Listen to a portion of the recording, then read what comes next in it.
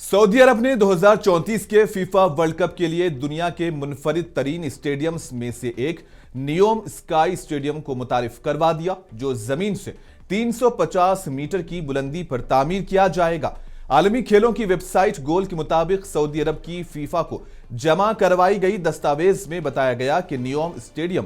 دنیا کا سب سے انوکھا اسٹیڈیم ہوگا، جس کا میدان 350 میٹر کی بلندی پر ہوا میں معلق ہوگا اور اس میں 46,000 شائقین کے بیٹھنے کی گنجائش ہوگی، جہاں سے دلکش مناظر دکھائی دیں گے،